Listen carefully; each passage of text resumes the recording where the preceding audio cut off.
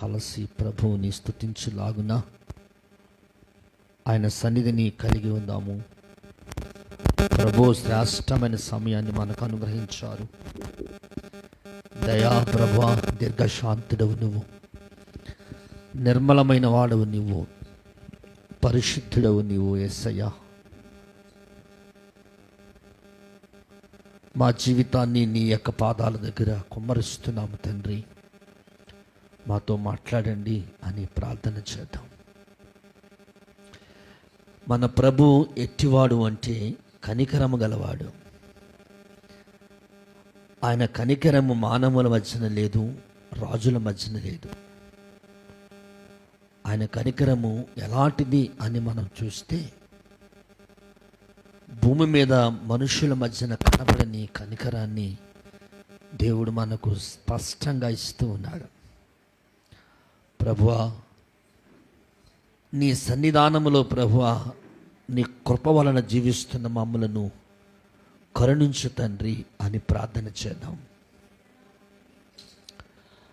శ్రమలలో ఉన్నావేమో, బాధల్లో ఉన్నావేమో, ఏ రీతిగా ఉన్నా ప్రభువు నిన్ను తప్పక భూమి మీద ఆయన అనుగ్రహాన్ని నీకు ఇచ్చి నడిపిస్తాడు. ఆయన పాదాలు పట్టుకుని అందరము కలిసి కొన్ని సెకండ్స్ ప్రభువుని మనము స్తుతిద్దాము. స్తోత్రం, స్తోత్రం, స్తోత్రం. హల్లెలూయా, గ్లోరీ, గ్లోరీ, హల్లెలూయా. స్తోత్రం, స్తోత్రం, స్తోత్రం, స్తోత్రం, స్తోత్రం, స్తోత్రం. హల్లెలూయా, గ్లోరీ. యేసయ్యా నీకు స్తోత్రాలయ్యా. కనికర సంపన్నుడైన దేవా, ఆత్మల కాపరివైన దేవా, ఎస్ ఎస్ ఎస్ ఫాదర్, నీకే స్తోత్రం, స్తోత్రం, స్తోత్రం, స్తోత్రం, స్తోత్రం. హల్లెలూయా, గ్లోరీ, గ్లోరీ. యేసయ్యా నీకు స్తోత్రాలు, యేసయ్యా నీకు స్తోత్రాలు, యేసయ్యా నీకు స్తోత్రాలు. కనికర సంపన్నుడైన దేవా నీకు స్తోత్రాలు. నా రక్షణకర్తవైన దేవా నీకు స్తోత్రాలు. మా విమోచనకర్తవైన దేవా నీకు స్తోత్రాలు. హల్లెలూయా, గ్లోరీ, గ్లోరీ, గ్లోరీ. యేసయ్యా, యేసయ్యా నీకే స్తోత్రం, స్తోత్రం, స్తోత్రం, స్తోత్రం, స్తోత్రం. హల్లెలూయా, హల్లెలూయా, హల్లెలూయా, హల్లెలూయా, హల్లెలూయా, హల్లెలూయా. యేసయ్యా స్తోత్రం, స్తోత్రం, స్తోత్రం, స్తోత్రం, స్తోత్రం, స్తోత్రం. హల్లెలూయా, హల్లెలూయా, హల్లెలూయా, హల్లెలూయా, హల్లెలూయా, హల్లెలూయా, హల్లెలూయా. స్తోత్రం, స్తోత్రం, స్తోత్రం, స్తోత్రం, స్తోత్రం, స్తోత్రం. హల్లెలూయా, హల్లెలూయా, హల్లెలూయా, హల్లెలూయా, హల్లెలూయా, హల్లెలూయా.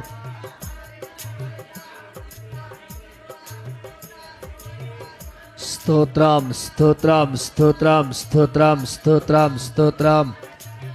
హల్లెలూయా, హల్లెలూయా, హల్లెలూయా, హల్లెలూయా, హల్లెలూయా, హల్లెలూయా.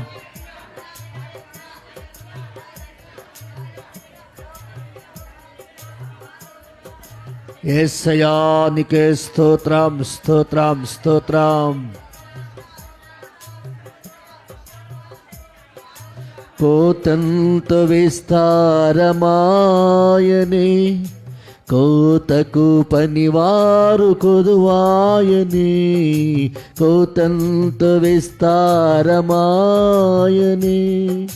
కోతకు పనివారు కొదువాయనే.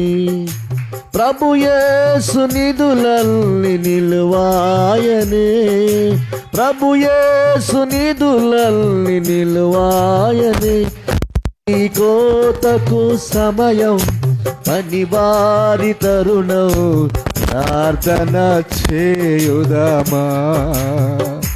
ఇది కోతకు సమయం, పనివారి తరుణం, ప్రార్థన చేయుదమా.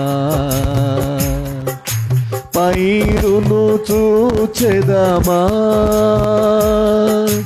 పంటను కోయుదమా, పైరును చూచెదమా. పంటను కోయుదమా, ఇది కోతకు సమయం, పనివారి తరుణం, ప్రార్థన చేయుదమా. ఇది కోతకు సమయం, పనివారి తరుణం, ప్రార్థన చేయుదమా. పైరును చూచెదమా,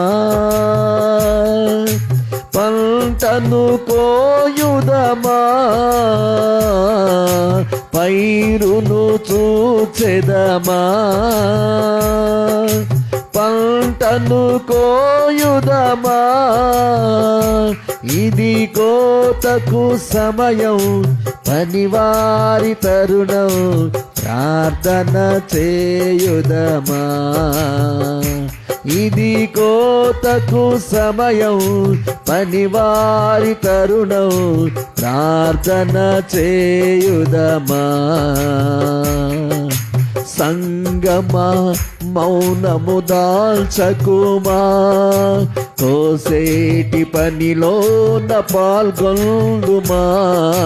సంగమా మౌనము దాల్చకుమా, కోసేటి పనిలోన యజమాని నిధులల్లి నీకే కదా, నిత్య యజమాని నిధులల్లి నీకే కదా. ఇది కోతకు సమయం, పనివారి తరుణం, ప్రార్థన చేయుదమా. ఇది కోతకు సమయం, పనివారి తరుణం, ప్రార్థన చేయుదమా. పైరును చూచెదమా, పంటను కోయుదమా, పైరును చూచెదమా. పంటను కోయుదమా, ఇది కోతకు సమయం, పనివారి తరుణం, ప్రార్థన చేయుదమా. ఇది కోతకు సమయం, పనివారి తరుణం, ప్రార్థన చేయుదమా. ప్రార్థన చేయుదమా, ప్రార్థన చేయుదమా. యేసయ్యా నీకు స్తోత్రాలు తండ్రి. ఇట్టి శ్రేష్టమైన సమయంలో నేను స్తుతించటానికి, మమ్మల్ని అందరినీ నడిపించినందుకై మీకు స్తోత్రాలయ్యా. నీవిచ్చిన భాగ్యం, నీవిచ్చిన ధన్యత, నీవిచ్చిన శ్రేష్టమైన సమయాన్ని పాడు చేయక, వృధా చేయక, నీ మందిరావరణములో ప్రభువా పచ్చని ఒలీవ చెట్టు వలె మా జీవితాలను స్థిరపరచండి. మీ నామమును బట్టి మేము జీవించినట్లు, మీరిచ్చిన రక్షణయే ధరించుకుని భూమి మీద మా యాత్రను కొనసాగించగల ధన్యతను మాకు ఇవ్వండి. వాక్యమయ్యున్న దేవా మీకు స్తోత్రాలు చెల్లిస్తున్నాను తండ్రి. మానవుని హృదయాన్ని గ్రహించగలవాడవు నీవు తప్ప ఎవ్వరు లేరు. మా హృదయాన్ని ప్రభు నేను ఎరిగి మాట్లాడుచున్న దేవుడవు. గద్దించటానికి, హెచ్చరించటానికి ప్రభువా నువ్వు చాలిన దేవుడవై ఉన్నావు తండ్రి. యేసురాజా మీకు స్తోత్రాలు చెల్లిస్తున్నాను. ఇట్టి ప్రశస్తమైన సమయంలో మా హృదయాలు ఎరిగిన వాడవు గనక మా హృదయాలు గ్రహించినట్లు, వెలిగించబడినట్లు మీరే మాట్లాడి నడిపించమని, దాసులను మీరు నైనా మీ ఆత్మతో నింపి మాట్లాడించమని, వినువారెల్లరూ ప్రభువా నీ ఆత్మస్వరముని విని తిరిగి వెళ్ళినట్లుగా, ఆత్మీయమైన మేలులతో తిరిగి వెళ్ళినట్లుగా, బిడలు ఘనమైన సాక్ష్యముతో వారి జీవితాలు నడిపించుకోవటానికై, నిలువరముగా నడిపించుకోవటానికై, శ్రేష్టమైన స్థితితో నడిపించుకోవటానికై ప్రతి ఒక్కరిని చేతులకు అప్పగిస్తూ ఈ దిన సేవకుడు చేసిన ప్రార్థనకు ప్రతిఫలం ఇమ్మని యేసుక్రీస్తు ప్రశస్త నామంలో ప్రార్థిస్తున్నాను తండ్రి, ఆమేన్. ప్రభునందు ప్రియులారా, చక్కని సమయానికి మనము వాక్యాన్ని వినటానికి వచ్చాము. వాక్యాన్ని విందాము. ఎందుకంటే వాక్యములో దేవుని శక్తి ఉంది. వింటే మనమందరము దేవుని యొక్క బోధ వింటేనట ఒక మంచి విశ్వాస యోధుడు రాస్తున్న సంగతి, దేవుని బోధ వింటే మన బాధ పోద్దంట. బోధలో అంత శ్రేష్టమైన హక్కులు మనకున్నాయి అంటాడు. కాబట్టి మనం ఏం వినాలంటే బోధ వినాలి. బోధ వినటానికి పాటల్లో బాగా సహకరిస్తాం. బోధ వినటానికి మనకి ఏమవుతుందంటే బాధగా ఉంటుంది. ఆ బోధ వింటేనే బాధలన్నీ పోతాయంటాడు. అలాగున దేవుని సన్నిధిలో ఈరోజు పౌలు యొక్క అనుభవాన్ని మరొక పర్యాయాన్ని జ్ఞాపకం చేసుకుందాము. కొరింథీయులకు రాసినటువంటి 2వ పత్రికలో 6వ అధ్యాయాన్ని ఈరోజు మనము కొన్ని వచనాలను ధ్యానించుటకు ప్రభు మనకు సహాయం చేయునుగాక. దేవుని పని చేసినప్పుడు పౌలుకు సంభవించిన కొన్ని శ్రమలు ఎదురైనటువంటి వాటిని మనకు తెలియచేస్తున్నాడు. నిజమే, దేవుని పని చేస్తే మనకు ఎలాంటి అధికారాలు రావు. దేవుని పని చేస్తే ఎలాంటి ఘనతలు మనకు సంభవించవు. దేవుని పని చేస్తే మొట్టమొదటిగా మనకు వచ్చేది ఏమిటంటే శ్రమ. ఎందుకు ఆత్మ కలిగినటువంటి దేవుడు మనల్ని శ్రమకు అప్పగిస్తాడు? ప్రియులారా, ఆలోచించండి. పూర్వకాలంలో ఒక వ్యవసాయదారుడు పంట పండించటానికి మొట్టమొదటిగా అతడు ఏం చేస్తాడంటే శ్రమ పడతాడు. శ్రమ పడకుండా అతడు పంటను కానీ, నాట్లు కానీ, గింజలు కానీ, విత్తనములు కానీ ఏదియో వేయలేడు. శ్రమ పడితేనే ఆ శ్రమతో తనతో పాటు ఏం చేసేవాడంటే ఎడ్లకు నాగలి కట్టి అప్పుడు దున్నుతూ అతడు ప్రారంభించేవాడు. ఆ సమయంలో అతని యొక్క పనితనము వర్ణనాతీతం. చాలా శ్రమ పడుతూ ఉంటాడు. ఉదయాన్నే వెళతాడు, రాత్రికి ఎప్పుడో ఇంటికి చేరటానికే ఇష్టపడతాడు. ఆ పొలములో తన పాదధూళినంతటిని అక్కడ దులుపుతాడు. ఆ పొలములో తాను దున్నుతున్నటువంటి ఎడ్లు కూడా అతనితో పాటు శ్రమ పడుతూ ఉంటాయి. వ్యవసాయదారుడు తన కుటుంబంతో పాటు ఆ భూమి కొరకై కష్టపడుతూనే ఉంటారు. సువార్త కూడా ఎలాంటిదంటే పరలోక రాజ్యము కొరకై కష్టపడాలి. ఆ కష్టపడేవాడు శ్రమ పొందాలి. వ్యవసాయదారుడు అంత కష్టపడిన తరువాత చివరికి అతని ఇంటికి ఏం తీసుకొస్తాడంటే అతని కష్టార్జితమైన పంటను తీసుకొస్తాడు. క్రైస్తవుడిగా ఉన్న మనము ఈ భూమి మీద మన జీవితము దేవుని రాజ్యాన్ని మనం ఇక్కడ తీసుకురాగలటువంటి కష్టాన్ని మనము కలిగినట్లయితే ఆ శ్రమ ద్వారా దేవుని రాజ్యాన్ని అపోస్తులైన యోహాను పొందినట్లుగా మనం కూడా పొందగలము. అంటాడు, కాగా మేము ఆయన తోడి పనివారమై మీరు పొందిన దేవుని కృపను వ్యర్థము చేసుకోవద్దని మిమ్మును బ్రతిమలాడుకుంటున్నాను అన్నాడు. వేడుకుంటున్నాను అన్నాడు. దేవుని హస్తములో నుండి తగ్గించుకొని పని చేయాలంటాడు. పని చేసేవాడు తగ్గించుకోవాలి. గొణుగుతోనో సనుగుతోనో తిట్టుకుంటూనో పని చేస్తే అతనికి ఎంత మాత్రము కూడా దీవెన ఆశీర్వాదము ఉండనే ఉండదు. చాలామంది నేను కొన్ని పిల్లలకి, మీకు కొంతమందికి నేను ఇలా చెప్తూ ఉంటాను. వెళ్ళేటప్పుడు ఒక్కొక్కరు షేక్ హ్యాండ్ తీసుకోండి, ఆ పరజాలు మడత పెట్టండి, కార్పెట్లో శుభ్రం చేసి మడత పెట్టండి, కుర్చీలన్నీ జాగ్రత్తగా సైలెంట్గా పెట్టండి అన్నప్పుడు చాలామంది యవనస్తులు మీరు ఎంత బాగా ఆ పనులు చేస్తారు అని చూస్తే గొనుక్కుంటానో సనుక్కుంటానో చేస్తూనే ఉంటారు. ఇది దేవుని పని. ఇది దేవుని పని ఎంత కష్టమైన ఇష్టంతో చేయాలి. ఎప్పుడైతే కష్టమైనటువంటి ఈ పనిని ఇష్టంతో చేస్తామో ఆ ఇష్టము దేవునికి ఇష్టమవుతుంది. ఆయన తగిన ప్రతిఫలము మనకు అనుగ్రహిస్తాడు. దాన్ని ఏమంటున్నాడు పౌలు అంటే, ఆ కృపగల దేవుని యొక్క హస్తము మీ మీద ఉండిన కారణంగా దాన్ని మీరు పోగొట్టుకోవద్దు. ఆ హస్తము మీ శిరస్సు మీద నీడ వలె గొడుగు వలె ఉంది, దాన్ని మీరు పోగొట్టుకోవద్దు అంటాడు. పోగొట్టుకుంటే మన మీద ఎండ, వాన, మంచు పడుతూ ఉంటాయి. ఇవి దేనికి సాదృశ్యము అంటే శ్రమలకు సాదృశ్యము.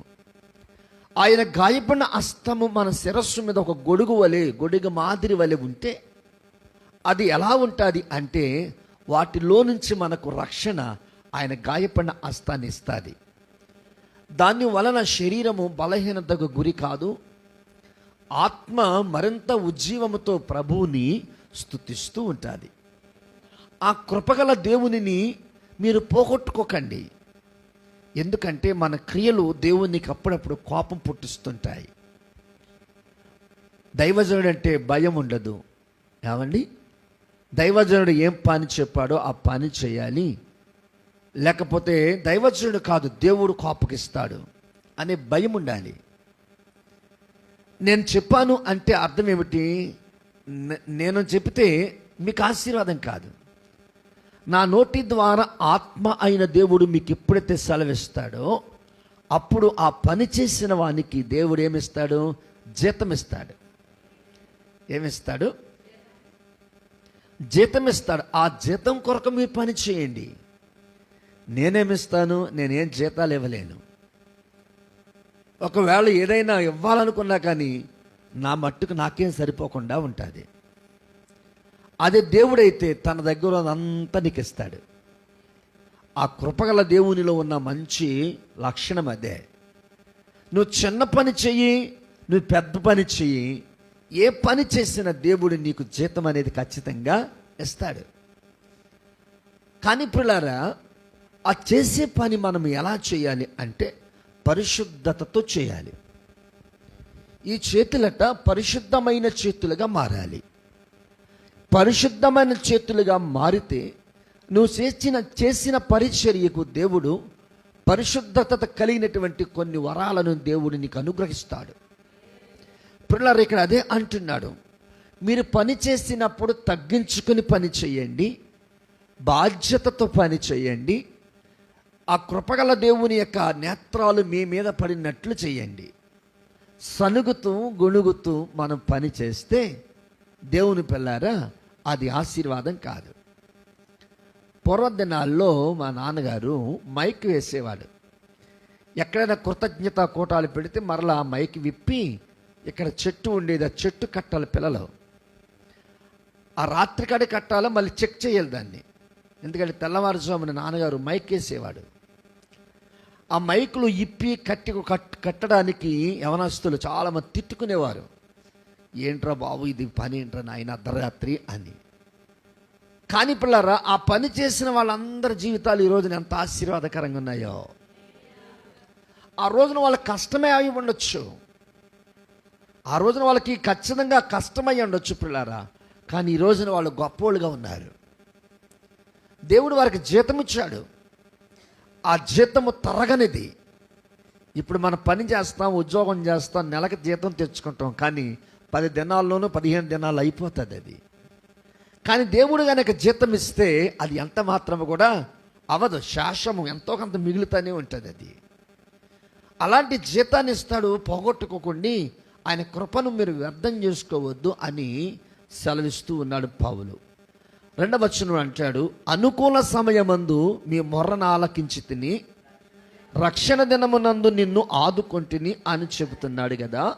ఇదిగో ఇప్పుడే మిక్కిలి అనుకూల సమయము, ఇదిగో ఇదే రక్షణ దినము. దేవునికి స్తోత్రం, హల్లెలూయా. ఎంత మంచి మాట చెప్తున్నాడు చూడండి ప్రియులారా. అనుకూల సమయం ఇది. దేనికి అనుకూల సమయము? నీ ప్రార్థన ఆలకించే అనుకూల సమయం. దేవుడు మన ప్రార్థన ఆలకిస్తాడు అంటాడు. అయితే ఎట్టివారి ప్రార్థన ఆలకిస్తాడు? చాలా పర్యాయాలు మనం చూసాము. ఒక పర్యాయం దేవుని సన్నిధికి 2 వ్యక్తులు ప్రార్థన చేయటానికి వచ్చారు. మీ అందరూ బాగా తెలుసు. ఆ 2 వ్యక్తులు కూడా లోపలికి ప్రవేశించిన తరువాత ఒక ఆయనేమో దేవుని పరిచర్య చేసేవాడు, ఒక ఆయనకి ఏమో అసలు పరిచర్య అంటే ఏంటో, ప్రార్థన అంటే ఏంటో తెలియదు. కానీ పిల్లరా, లోపలికైతే వచ్చాడు. ఆ వచ్చినటువంటి వారిలో మొదటగా వచ్చిన వాడు ప్రార్థన చేయడం ప్రారంభించాడు. ఏమని ప్రార్థన చేస్తున్నాడు? నేనైతే నీ సన్నిధిలో ఆ పని చేశాను, ఈ పని చేశాను. నా పక్కన ఉన్నవాడిలాగా నేనేం లేను. నా పక్కన ఉన్నవాడు ఇవాళ వచ్చాడు, వాడు ఏ పని మీరు చెప్తలేదు, వాడు ఏ పని చేయడు. నేనైతే చాలా పనులు చేసేస్తున్నాను ప్రభువా.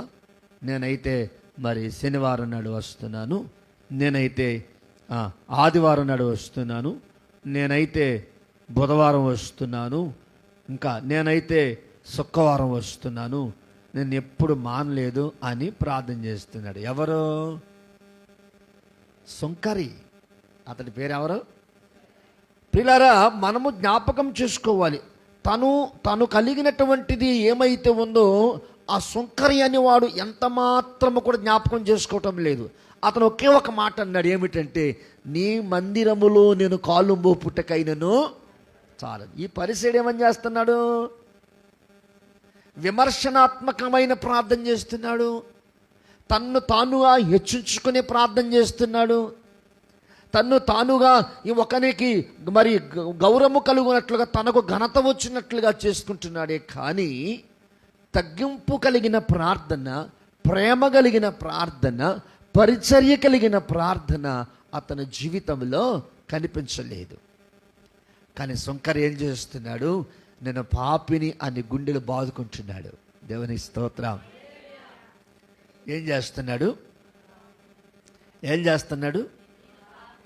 నేను పాపిని అని బాదుకుంటున్నాడు. నాకు అర్హత లేదు ప్రభువా, నువ్వు నాకు పరిశుద్ధమైన జీవితాన్ని ఇస్తే ఆ పరిశుద్ధమైన జీవితాన్ని పాడు చేసినోడిని నేనే, గనుక నేను యోగ్యుడను కాను అని ఖచ్చితంగా చెప్పేశాడు. కానీ సుంకర్ ఏం చెప్పుకుంటున్నాడంటే, నేను యోగ్యుడను అని చెప్పుకుంటున్నాడు. దాని వలన ఫలితం ఏముంది? ఏమీ లేదు.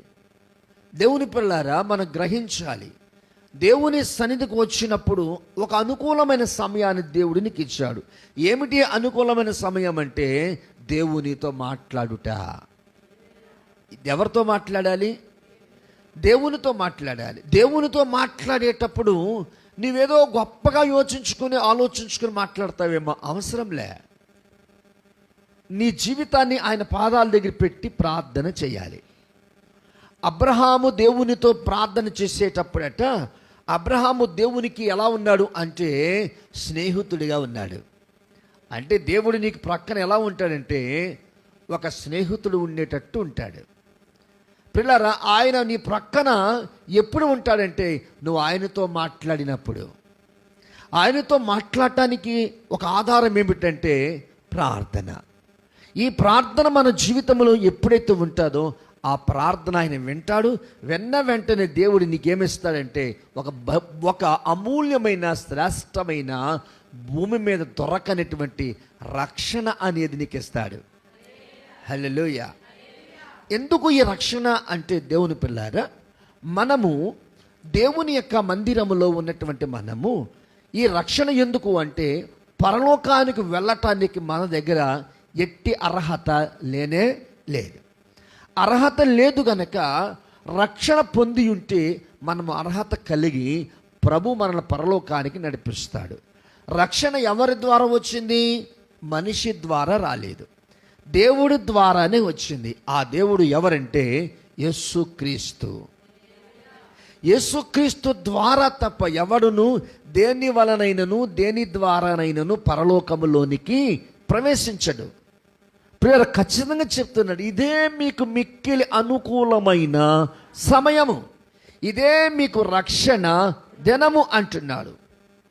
చదువుదాం చూడండి, గలతీయులు రాసిన పత్రిక 2వ అధ్యాయము 21వ వచనంలో ఒక శ్రేష్టమైన మాటను మనం చదువుకుందాము. గలతీయులు రాసిన పత్రిక 2వ అధ్యాయము 21వ వాక్యములో ఎలా ఉంది? నేను దేవుని కృపను నిరర్ధకము చేయను, నీతి ధర్మశాస్త్రము వలననైతే ఆ పక్షమందు క్రీస్తు చనిపోయినది నిష్ప్రయోజనమే. దేవుని స్తోత్రం. నేనైతే దేవుని కృపను వ్యర్థము చేయను, నిరర్ధకము చేయను. కాబట్టి నీతి అనేది యేసుక్రీస్తు ద్వారానే వచ్చింది, కానీ ధర్మశాస్త్రము ద్వారా రాలేదంటున్నాడు. అందువలన ఒకవేళ మీరు నిజంగా ధర్మశాస్త్రము ద్వారా నీతి వచ్చింది అంటే క్రీస్తు శిలువలో చనిపోయిందంతా నిష్ప్రయోజనం అయిపోతుంది, వృధా అయిపోతుంది. కాబట్టి నీతి ఎవరి ద్వారా వచ్చింది? యేసుక్రీస్తు ద్వారా వచ్చింది. యేసుక్రీస్తు ద్వారా వచ్చినటువంటి ఆ నీతిని ఎవరికి ఇస్తున్నాడు? ఇప్పుడు మనకిస్తున్నాడు. ఎవరికి ఇస్తున్నాడు అంటే దేవుని పిల్లారా ఇక్కడ చెప్తున్నాడు. ఎవరికి ఇస్తాడు అంటే అనుకూల సమయమును ఏర్పరచుకుని ఆయన ఎద్దకు వచ్చి మొర్రపెట్టు వారికి ఆయన రక్షణను అనుగ్రహిస్తాడు. హల్లెలూయా. చదువుదాం చూడండి, కొరింథీయులకు రాసిన 2వ పత్రికలో 6వ అధ్యాయము 3వ వచనంలో చదువుదాము. మా పరిచర్య నిందింపబడకుండు నిమిత్తము ఏ విషయములోనైనను అభ్యంతరమేమీ కలుగజేయలేదు. దేవునికి స్తోత్రం. హల్లెలూయా, హల్లెలూయా. ఆటంకము లేదు, నిరపరాధము లేదు. ఇక్కడ ఏముందంటే రెండవదిగా నిలకడ కలిగిన విశ్వాసం ఉంది. ఏముందంట? నిలకడ కలిగిన విశ్వాసము. ఈ నిలకడ కలిగిన విశ్వాసము మనకి ఎప్పుడు ఉండాలి అంటే, మనల్ని ఎక్కువగా శ్రమలు మనల్ని, సముద్రం చూడండి కెరటాలతో ఒడ్డుని ఎలా కొడుతుంది, శ్రమలు కూడా మనల్ని అలాగే కొడుతూ ఉంటాయట. అలాంటి సమయాల్లో మనము చాలామంది కొన్ని హృదయాలు తట్టుకోలేక ఆత్మహత్యలు చేసుకుంటారండి. ఏం చేసుకుంటారు? ఆత్మహత్య చేసుకుంటారు. గనుక అలాంటి శ్రమలు ఏమైతే ఉన్నాయో చాలామంది ఏం చేస్తారంటే బిడ్డలకు తెలవకుండా కొన్ని దాస్తూ ఉంటారు తల్లిదండ్రులు. అలా చేయకూడదండి. మన పిల్లలకు ఖచ్చితంగా తండ్రి ఏ కష్టం పొందుతున్నాడో, ఎలాంటి పని చేస్తున్నాడో, ఎంత కష్టపడుతున్నాడో అనేది ఆ భార్య లేక ఆ తల్లి ఖచ్చితంగా పిల్లలకు చెప్పాలి. చెప్తే వాడు పెద్దవాడైనప్పుడు దాని నుంచి తొలగిపోడంటాడు. పిల్లరా, బాల్య దినములందే నీ పిల్లలకు ఏమి నేర్పాలి? ఈ యొక్క దేవుని యొక్క సన్నిధిలో ఉన్నటువంటి కష్టం ఏమిటో, పరిచర్య ఏమిటో, నీ ఇంట్లో పని ఏమిటో, నీ తండ్రి ఏం చేస్తాడో అవన్నీ కూడా మన పిల్లలైన వారందరికీ చెప్పాలి. ఈ రోజున ఇంతమంది ఆవరణంలో మనం కూర్చున్నాము అంటే మనకంటే ముందు తరం వారు ఎంతో కష్టపడారు. ఇక్కడ వాళ్ళ కన్నీళ్లు కార్చారు, చెమ్మలో కూర్చున్నారు, వర్షంలో కూర్చున్నారు, ఎండలో కూర్చున్నారు, ఎలక్ట్రిసిటీ లేని టైంలో కూర్చున్నారు, ఫ్యాన్లు లేని టైంలో కూర్చున్నారు. ఏమంటే ప్రక్కన ఉన్నటువంటి డ్రైనేజీ దుర్వాసన భరించలేకైనా కూర్చున్నారు, భరిస్తూనే కూర్చున్నారు. ఈ రోజున మనం అందరము ఈ చక్కని శ్రేష్టమైన అనుభవాన్ని కలిగి ఉన్నాము. ఇది ఖచ్చితంగా ఈ విషయాలను ఏం చేయాలి? చెప్పాలి. చెప్పకపోతే పరిచర్య విధానము వారికి అలవాటు కాదు. ఇప్పుడు చూడండి, ఎప్పుడు వస్తారంటే వీళ్ళు మన యవనస్తులు ఎప్పుడు వస్తారు? ప్రార్థన అంతా అయిపోయిన తర్వాత వాక్యానికి దైవజనులు వేస్తాడు అనేటప్పుడు వస్తారు. దేవుని పిల్లారా, అది మన పిల్లల్ని మనము తల్లిదండ్రులైన వారు గుర్తించాలి.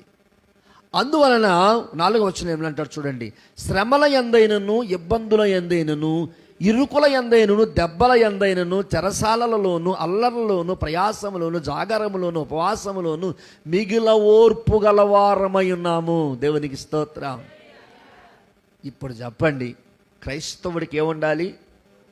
ఓర్పు ఉండాలి.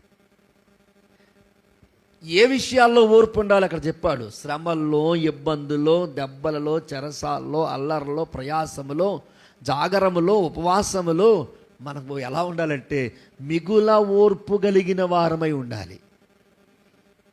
పిల్లరా, ఓర్పు అనేది మనకు చదువుదాం చూడండి. ప్రకటన 2వ అధ్యాయము 10వ వచనము ఏమని సెలవిస్తున్నాడు? ప్రకటన 2వ అధ్యాయం 10వ వచనంలో, మీరు శోధింపబడినట్లు అపవాది మీలో కొందరిని చెరలో వేయింపబోతున్నాడు. దేవునికి స్తోత్రం. ఎందులో వేస్తాడంట? చెరలో వేస్తున్నాడట మనల్ని. అపవాది మనలను శోధిస్తున్నాడు. కొందరిని అన్నాడు. అందరిని అన్నాడా? కొందరిని అన్నాడా? కొందరు ఎవరంటే అవిశ్వాసులు. కొందరు ఎవరంటే నామకార్థ క్రైస్తవులు. కొందరు ఎవరంటే దేవునిని, ఆయన యొక్క సన్నిధిని నిర్లక్ష్యము చేసేవారు, పరిచర్యను నిర్లక్ష్యము చేసేవారు, దేవునికి ఇష్టలుగా ఉండరండి ప్రియులారా. కానీ ఇక్కడ ఏమంటున్నాడో చూసారా ప్రియులారా? ఆయన మాటల్లో ఉన్నటువంటిది ఏమిటి అంటే మనము ఓర్పు కలిగిన వారమై ఉండాలి. ఓర్పు కలిగిన వారమై ఉండిన ఎడల దేవుడు ఏం చేస్తున్నాడు?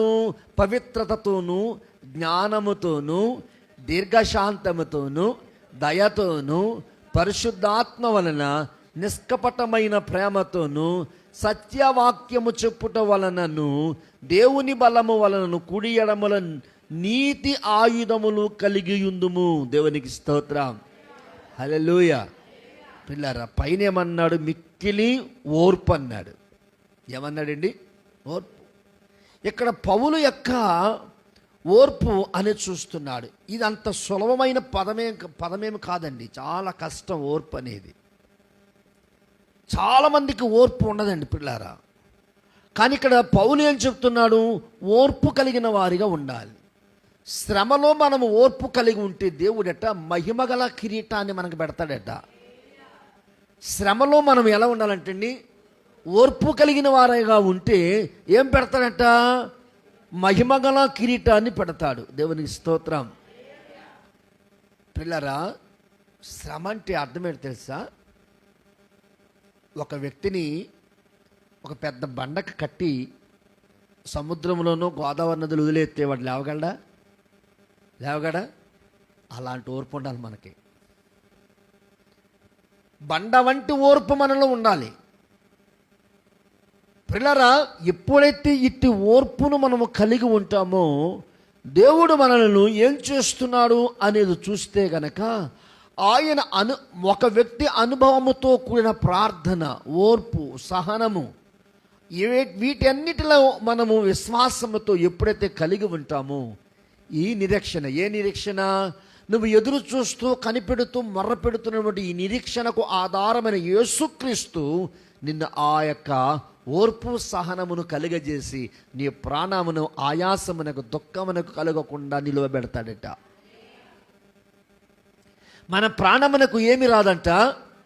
ఆయాసము రాదు, దుఃఖము రాదు అంటాడు. ఎందుకు రాదు అంటే ఓర్పులో నువ్వు సహనము కలిగి ఉన్నావు గనక. హల్లెలూయా. ప్రియులారా, ఈ రోజున మనం ఎలా ఉన్నాము?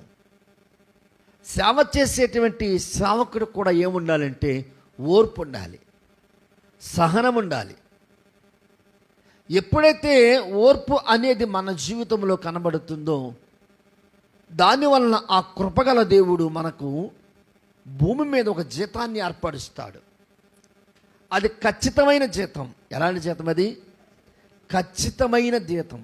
దాన్ని ఎవడు కూడా మన యొద్ద నుండి తీయలేడు అంటాడు. ఎవడు కూడా తీయలేడట. అలాంటి ఓర్పును మనకు ఉండాలంటాడు. కొరింథీయులకు రాసిన మొదటి పత్రిక 3వ అధ్యాయము 9వ వచనం చదువుదాం చూడండి. మేము దేవుని జత పనివారమై ఉన్నాము, మీరు దేవుని వ్యవసాయమును దేవుని గృహమునై ఉన్నారు. దేవునికి స్తోత్రం.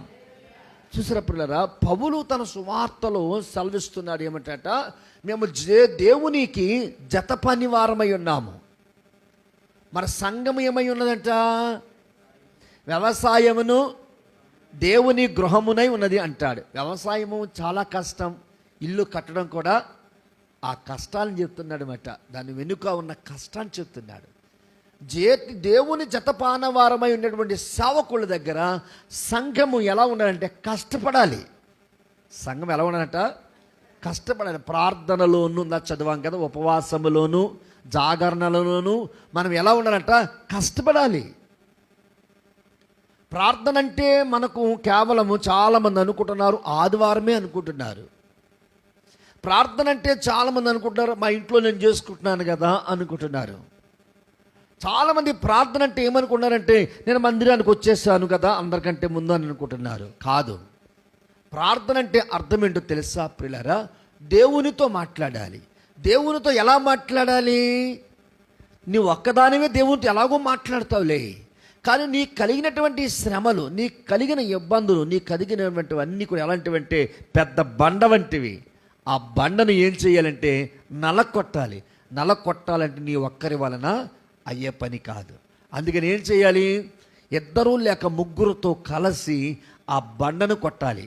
ఆ బండ శ్రమ, కష్టం, వ్యాధి, బాధ అవి దానిని నలకొట్టాలి అంటే ఇద్దరు లేక ముగ్గురు కలిగిన సంఘముతో నువ్వు ఏకీభవించి ప్రార్థన చేయాలి. అప్పుడు ఎంత పెద్ద బండైనా అందరూ కలిసి దాన్ని ఏం చేస్తారు? నలకొడతారు. దేవునికి స్తోత్రం. హల్లెలూయా. ప్రభునందు ప్రియులారా, ఈ రోజున ఈ రాత్రికాల సమయంలో ప్రభు మందిరావరణంలో ఉన్నటువంటి మనమందరము, దేవుని సన్నిధిలోనికి ప్రవేశించిన మనమందరము కూడా ఎలాంటి పరిస్థితుల ప్రభావాలతో మనం ఉన్నాము అనేది మనం చూడాలి. ఇక్కడ చివరిగా కనబడేది ఏమిటి అంటే ప్రియులారా, మనం 6వ వచనం చూసాం కదా, పవిత్రత, జ్ఞానము, దీర్ఘశాంతము, దయ అన్నాడు, ప్రేమ అన్నాడు. వీటన్నిటినీ బైబిల్ ఏం చెబుతుంది అంటే దేవుని పిల్లారా, మనకు ఏదైనా ఒక విషయములో అపజయము కలిగితే, ఏదైనా ఒక విషయంలో అపజయము కలిగినప్పుడు, సమాధానమునకు మన జీవితంలో లేకపోయినప్పుడు, ఇబ్బంది కలిగినప్పుడు, జంకక ఉన్నప్పుడు మన జీవితం ఉంటా చూసారా, అప్పుడు దేవుని శక్తి మనకు ఖచ్చితంగా కావాలి. మన పిల్లల ద్వారానో, భర్త ద్వారానో, లేక భార్య ద్వారానో ఏదో ఒక శ్రమ కలిగినప్పుడు, అలాంటి సమయాల్లో ఏం చేయాలంటే, ఒక భార్య క్రైస్తవురాలు అయితే, ఆమె విశ్వాసి అయితే లోపలికి వెళ్ళి కలిగిన ఆ యొక్క మరి కీడును బట్టి మోకరించి ప్రార్థన చేయాలి. దేవుని పిల్లారా, ఎప్పుడైతే కీడును మనము కలిగి ఉన్నప్పుడు మోకరించి ప్రార్థన చేస్తామో, ఆ కీడును బంధించి దేవుడు ఏం చేస్తాడంటే మేలు వైపుకు నడిపిస్తాడు. మేలు పొందటానికే క్రైస్తవుడు ఉండాలి.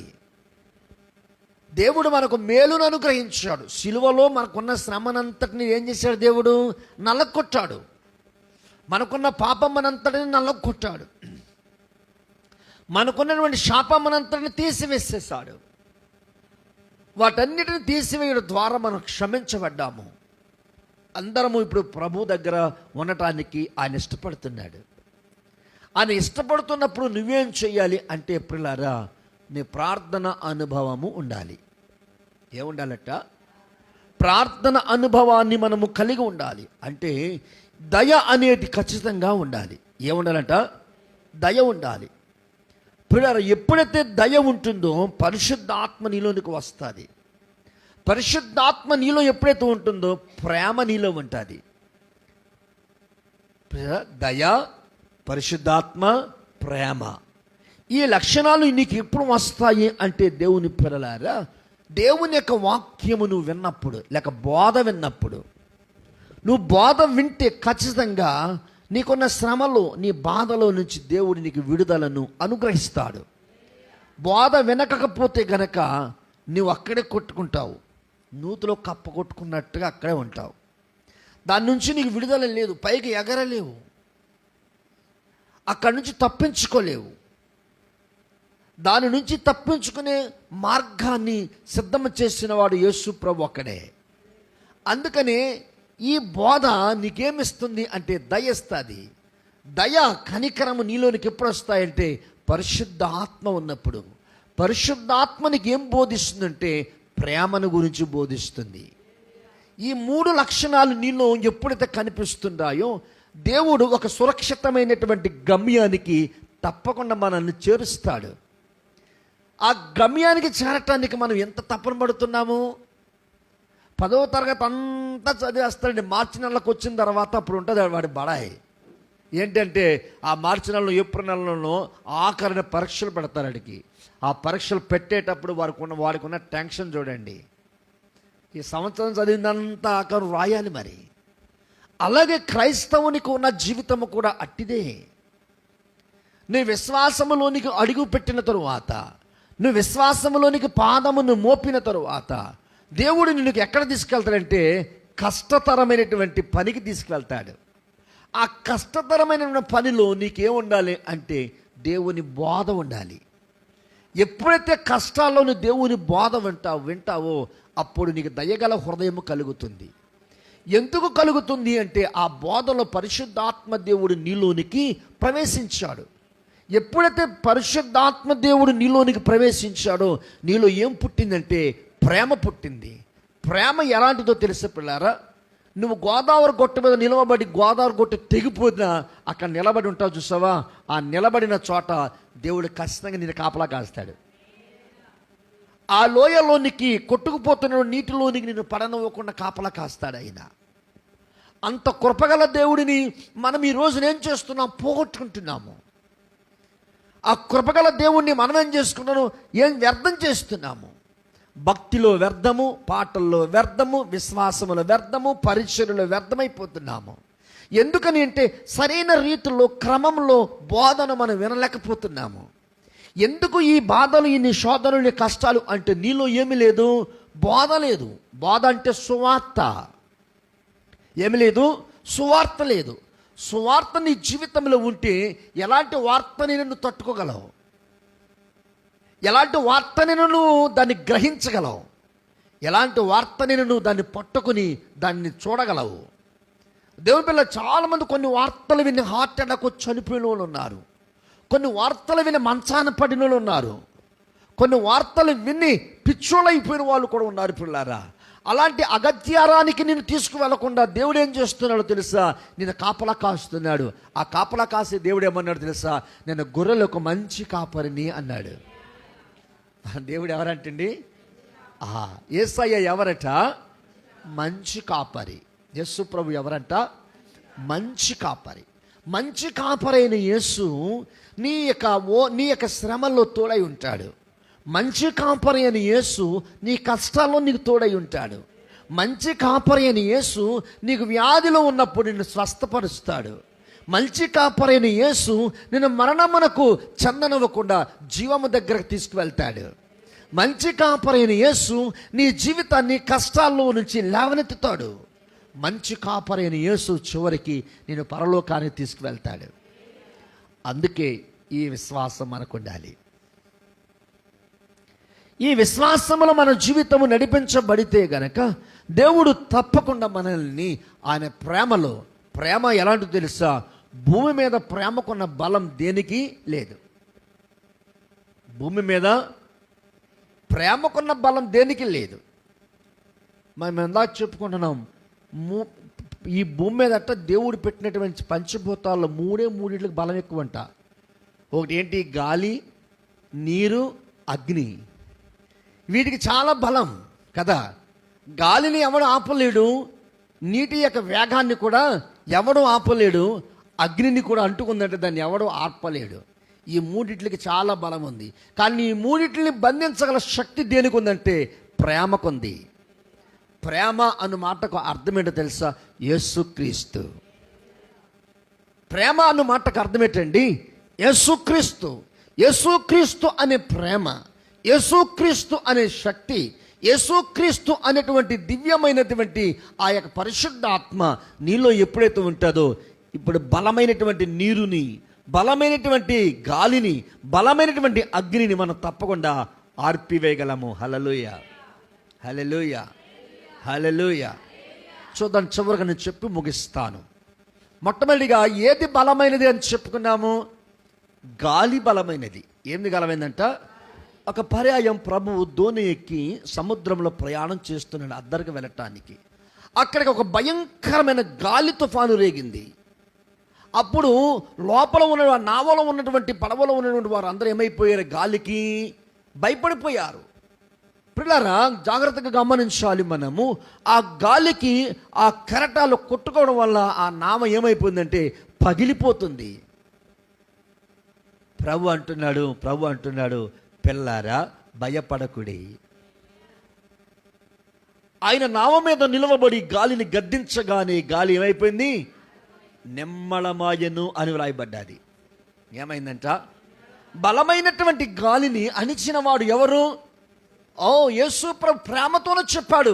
ఎలా చెప్పాడండి? ప్రేమతోనే చెప్పాడు. ఆయన గద్దించగా గాలి ఏమైపోయింది? ఆగిపోయింది. గాలి కంటే బలమైన దేవుడు మన యేసు ప్రభువే. రెండవదిగా ఏది బలమైనది అంటే నీరు బలమైనది అని చెప్పాము. ఏది బలమైనదంట?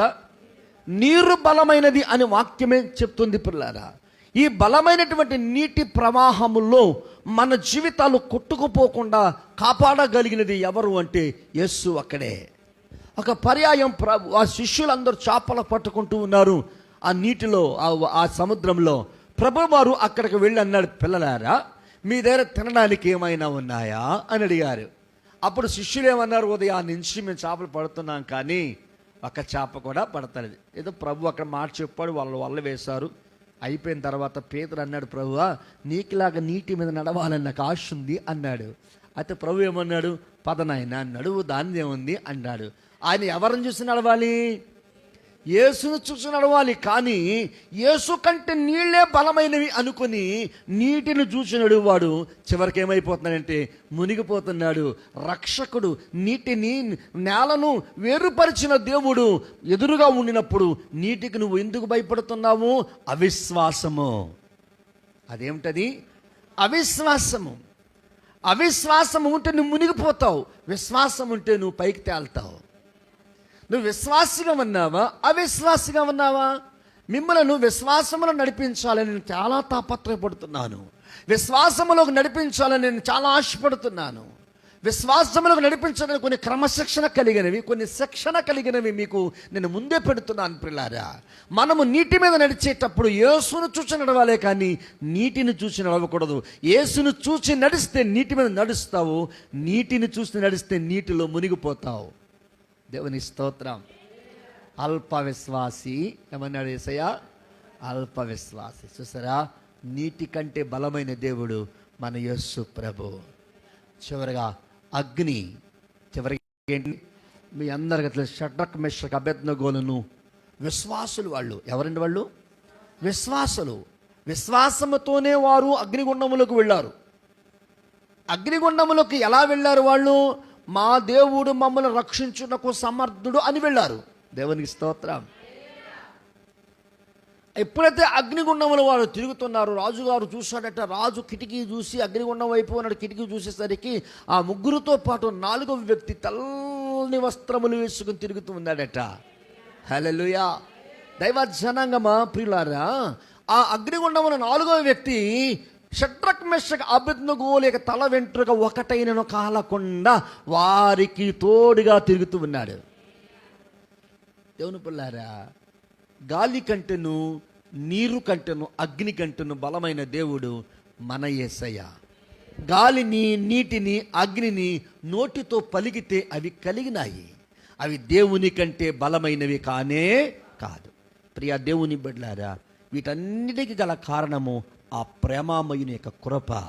మనమందరము కలిగి ఉంటే తప్పక మన జీవితము విజయముతో ఉంటుంది. అలాగని మీరు అందరూ ఉండాలని ప్రభు నామములో సెలవు తీసుకుందాము, ప్రార్థన చేసుకుందాము. ఈ వాక్యము మీ జీవితములో ఆశీర్వాదకరముగా ఉండునుగాక. ప్రార్థన. ప్రేమగల తండ్రి, మీ పరిశుద్ధమైన ఘనమైన నామాన్ని ఇంతవరకు మేము స్తుతించాము తండ్రి. ఈ సువార్త మమ్మలను శ్రమకే తీసుకువెళుతుంది. కానీ శ్రమలో మేము ఓర్పు కలిగిన వారమై ఉంటే నీ యొక్క సువార్త మమ్మలను దయగలిగిన వారిగాను, ఆత్మపూర్ణులుగాను, ప్రేమ కలిగిన వారిగాను నడిపిస్తుంది. ఆ ప్రేమ యేసుక్రీస్తే. యేసుక్రీస్తు గాలిని గద్దించాడు. యేసుక్రీస్తు సముద్ర నీటిని సిద్ధపరిచాడు, వాటి మీద నడిచాడు. యేసుక్రీస్తు అగ్నిని కాలనవ్వకుండా తన ప్రజలను నడిపించాడు. ఈ మాటల ద్వారా విశ్వాసములో బలపడాలి. ఈ మాటల ద్వారా పరిచర్యలో బలపడాలి. ఈ మాటల ద్వారా దేవుని సన్నిధానములో ఆత్మయందు బలపడాలి. అట్టి బలము ఈ బిడ్డలకు ఇవ్వండి. అవిశ్వాసుల వలె కాక విశ్వాసుల వలె సిద్ధమగినట్లు కృప చూపండి తండ్రి. ప్రభువా, భోజనమును పానమునే ప్రాముఖ్యముగా చేసుకునుట కంటే దేవుని స్తుతించుట ఎంతో ప్రాముఖ్యము అని చెప్పావు ప్రభు. ఈ బిడ్డలు అలాగును ఉండి సిద్ధపాటు కలిగిన వారై, నీ సన్నిధానములు ప్రేమ కలిగిన వారై, నీ రాకడ కొరకై ఎదురు చూడగల కన్య వంటి జీవితాన్ని బిడలకిచ్చి నడిపించమని సవకుడు చేసిన ప్రార్థనకు ప్రతిఫలమిమ్మని యేసు నామములో ప్రార్థిస్తున్నాను తండ్రి. పరమ తండ్రి అయిన దేవుని ప్రేమ, కుమారుడైన క్రీస్తు యేసు కృప, పరిశుద్ధాత్మ దేవుని అన్యోన్య సహవాసం మనందరికీ తోడై ఉండును గాక. యేసు రక్తమే ప్రభు యేసు నామమునకు శిలువ రక్తము సంపూర్ణ విజయము కలును గాక. అపవాది క్రియలు అనంతరాశ్రమగును గాక. ఆమేన్, ఆమేన్. అందరికీ వందనాలు. Thank you all.